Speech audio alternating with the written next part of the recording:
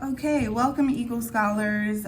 Today we're going to learn how to graph and write equations of lines that are parallel and perpendicular to a given line and passes through a given point.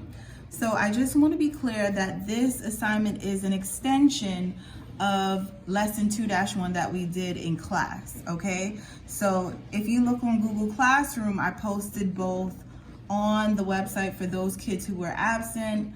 You can still turn it in.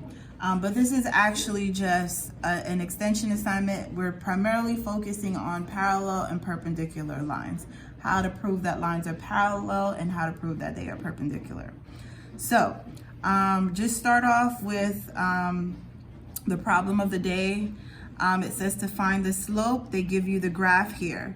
So the numbers, you have coordinates -1, 2, and you have coordinates -3, -2, all right?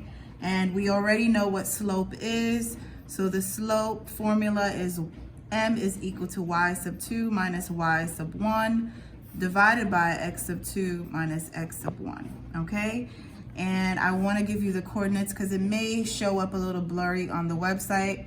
So the coordinates for B is -4, 0, and 0, -1.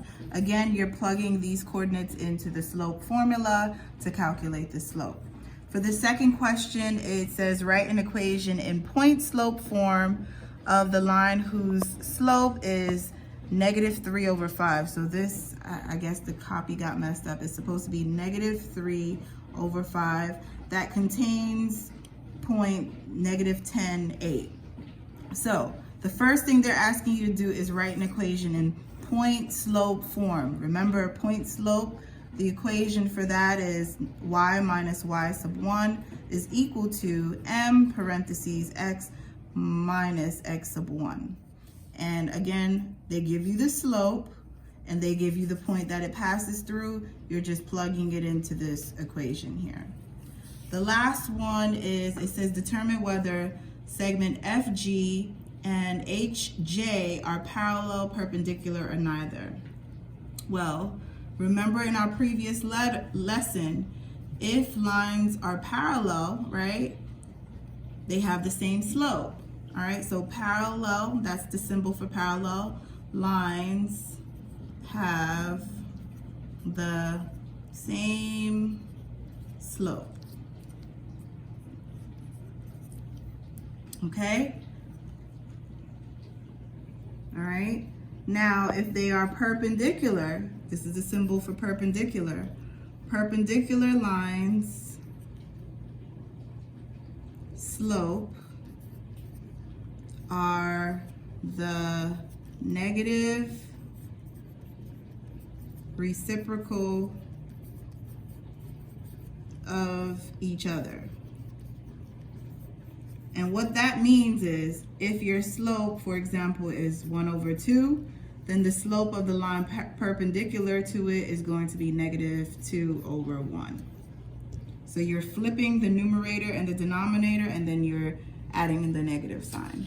All of this is in your packet, the mini lesson review. Again, it has parallel lines. The slope will be the same here, as you can see. If the lines are perpendicular, look, this slope is 2/3. The slope of the line that is perpendicular to it will be -3/2. All right, if you have any questions, please feel free to reach out to me on Google Classroom. Also, if it's urgent, you can reach me on schedule as well. All right, so now I'm only going to go over example 1 for slope intercept form and example 4 for point slope form. So the rest of the examples you are responsible for doing on your own, as well as doing the homework that is on Delta Math, okay? So the first example says, write an equation in slope intercept form of the line with slope of -4 and the y-intercept of 1. All right, let's go back to the question, okay? So it says, write an equation in slope intercept form. Well, slope intercept form is y equals mx plus b. and they give you the slope. The slope is what? -4, right? And the y-intercept, oh, they gave it to you already, is 1. So your equation, when you plug it into this formula, y equals mx plus b, or plug it into this equation, I should say, you're just replacing what they give you, right? So they already told us that the slope is -4, and they tell us that the y-intercept is 1. So just bring down whatever is left. So y is equal to x, let's bring down the x, plus 1. So your equation is this, right here.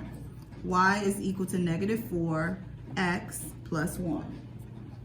All right?